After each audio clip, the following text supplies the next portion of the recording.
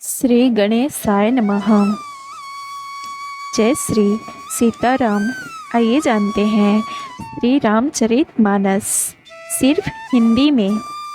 कली युग में राम का नाम कल्पतरु, मनचाहा पदार्थ देने वाला और कल्याण का निवास, मुक्ति का घर है, जिसको स्मरण करने से भांग सा निकृष्ट तुलसीदास तुलसी के समान पवित्र हो गए।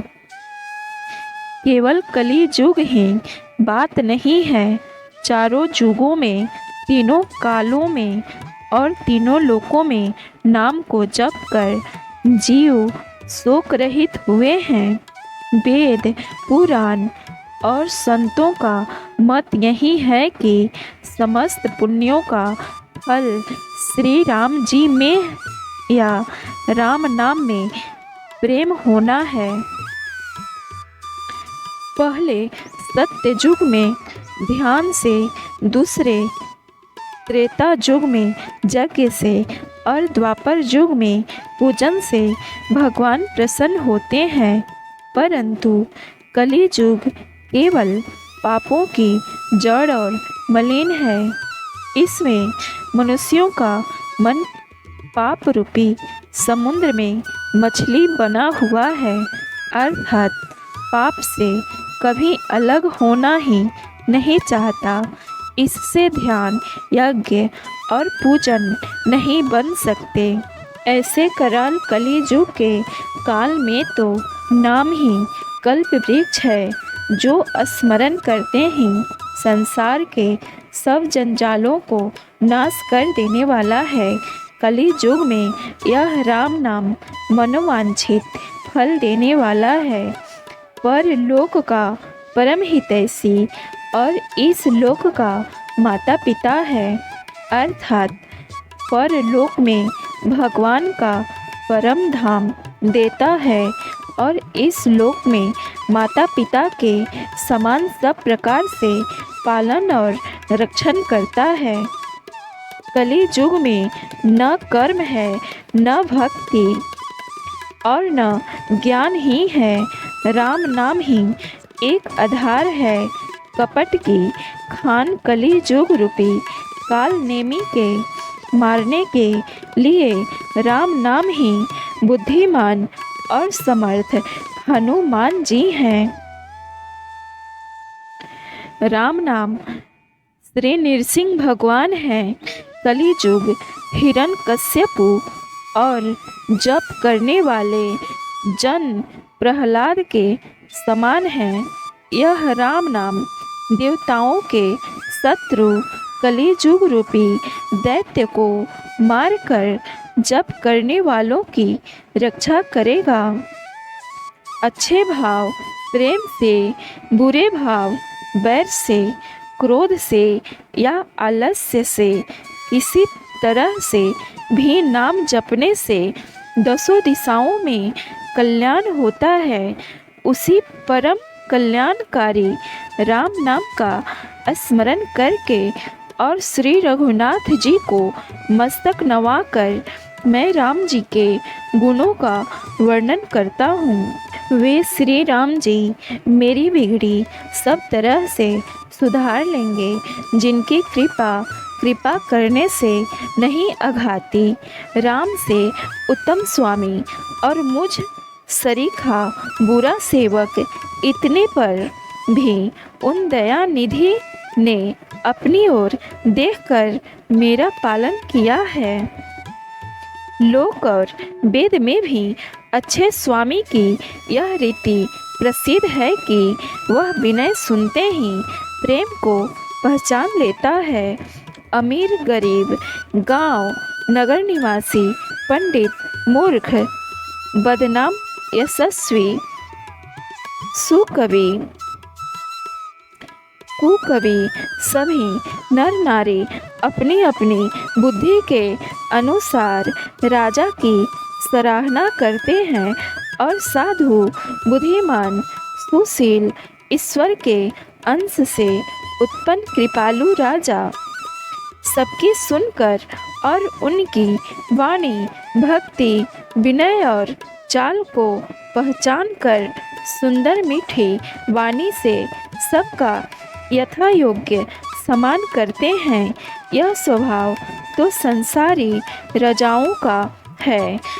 कौशलनाथ श्री रामचंद्र जी तो चतुर शिरोमणि हैं। श्री राम जी तो विशुद्ध प्रेम से ही रिझते हैं, पर जगत में मुझसे बढ़कर मूर्ख और मत्तीन बुद्धि और कौन होगा। तथापि कृपालु श्री रामचंद्र जी मुझ दुष्ट सेवक की प्रीति और रुचि को अवश्य रखेंगे, जिन्होंने पत्थरों को जहाज और बंदर भालुओं को बुद्धिमान मंत्री बना लिया। सब लोग मुझे श्री राम जी का सेवक कहते हैं और मैं भी बिन लज्जा संकोच के कहलाता हूँ। कहने वालों का विरोध नहीं करता। कृपालु श्री राम जी इस निंदा को सहते हैं कि श्री सीतानाथ जी जैसे स्वामी का तुलसीदास सा सेवक है। यह मेरी बहुत बड़ी ढिठाई और दोष है। मेरे पाप को सुनकर नरक ने भी नाक सिकोड़ ली है, अर्थात नरक में भी मेरे लिए ठौर नहीं है। यह समझकर मुझे अपने ही कल्पित डर से डर हो रहा है, किंतु भगवान श्री रामचंद्र जी ने तो स्वप्न में भी इस पर मेरी इस ढिठाई और दोष पर ध्यान नहीं दिया। वरम मेरे प्रभु श्री रामचंद्र जी ने तो इस बात को सुनकर, देखकर और अपने सूचित रूपी चक्षु से निरीक्षण कर मेरी भक्ति और बुद्धि की उल्टे सराहना की, क्योंकि कहने में चाहे बिगड़ जाए, अर्थात मैं चाहे अपने को भगवान का सेवक कहलाता रहूं, परंतु हृदय में अच्छापन होना चाहिए। हृदय में तो अपने को उनका सेवक बनने योग्य नहीं मानकर पापी और दीनहीन मानता हूँ, यह अच्छापन है। श्री रामचंद्र जी भी दास के हृदय की अच्छी स्थिति जानकर रीझ जाते हैं। प्रभु के चित्त में अपने भक्तों की हुई भूल चूक याद नहीं रहती, वे उसे भूल जाते हैं और उनके हृदय की अच्छाई नेकी को 100 बार याद करते रहते हैं। जिस पाप के कारण उन्होंने बाली को व्याध की तरह मारा था, वैसी ही कुचाल फिर सुग्रीव ने चली। वही करनी विभीषण की थी, परंतु श्री रामचंद्र जी ने स्वप्न में भी उसका मन में विचार नहीं किया। उल्टे भरत जी से मिलने के समय श्री रघुनाथ जी ने उनका सम्मान किया और राजसभा में भी उनके गुणों का बखान किया। प्रभु श्री रामचंद्र जी तो वृक्ष के नीचे और बंदर डाली पर, अर्थात कहाँ मर्यादा पुरुषोत्तम सच्चिदानंद घन परमात्मा श्री राम जी और कहाँ पेड़ों की शाखाओं पर कूदने वाले बंदर, परंतु ऐसे बंदरों को भी उन्होंने अपने समान बना लिया। तुलसीदास जी कहते हैं कि श्री रामचंद्र जी सरीखे शील निधान स्वामी कहीं भी नहीं हैं। हे श्री राम जी, आपकी अच्छाई से सभी का भला है, अर्थात आपका कल्याण में स्वभाव सभी का कल्याण करने वाला है। यदि यह बात सच है तो तुलसीदास का भी सदा कल्याण ही होगा। इस प्रकार अपने गुण दोषों को कहकर और सबको फिर सिर नवाकर मैं श्री रघुनाथ जी का निर्मल जस वर्णन करता हूँ, जिसके सुनने से कलिजुग के पाप नष्ट हो जाते हैं। मुनि याज्ञवल्क्य के जी ने जो सुहावनी कथा मुनि श्रेष्ठ भरद्वाज जी को सुनाई थी, उसी संवाद को मैं बखान कर कहूँगा। सब सज्जन सुख का अनुभव करते हुए उसे सुने। शिव जी ने पहले इस सुहावने चरित्र को रचा, फिर कृपा करके पार्वती जी को सुनाया। वही चरित्र शिव जी ने काकभुसुंडी जी को राम भक्त और अधिकारी पहचान कर दिया। उन काकभुसुंडी जी से फिर याज्ञवल्क्य जी ने पाया और उन्होंने फिर उसे भरद्वाज जी को गाकर सुनाया। वे दोनों वक्ता और श्रोता याज्ञवल्क्य और भरद्वाज समान शील वाले और समदर्शी हैं और श्री हरि की लीलाओं को जानते हैं। जैसा कुछ मुझ में बुद्धि और विवेक का बल है, मैं हृदय में हरि की प्रेरणा से उसी के अनुसार कहूँगा।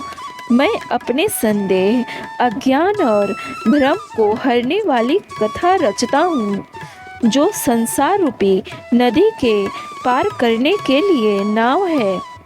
राम कथा पंडितों को विश्राम देने वाली, सब मनुष्यों को प्रसन्न करने वाली और कलिजुग के पापों का नाश करने वाली है।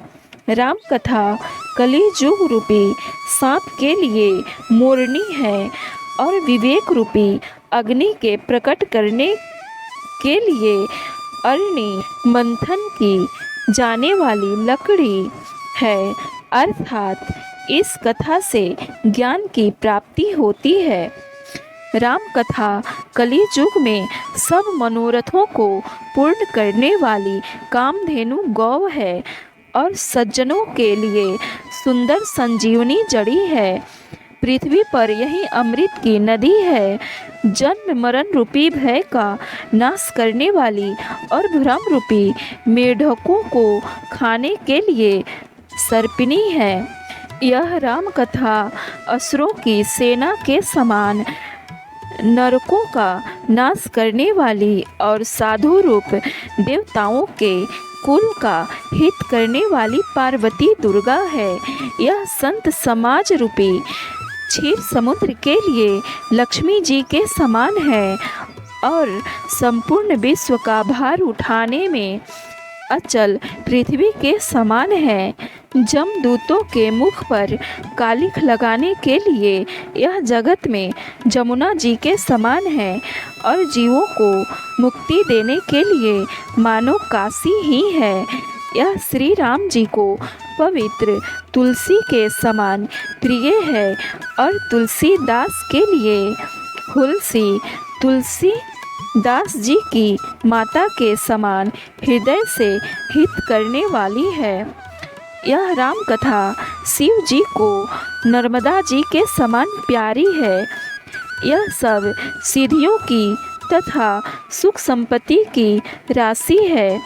सद्गुण रूपी देवताओं के उत्पन्न और पालन पोषण करने के लिए माता अदिति के समान है।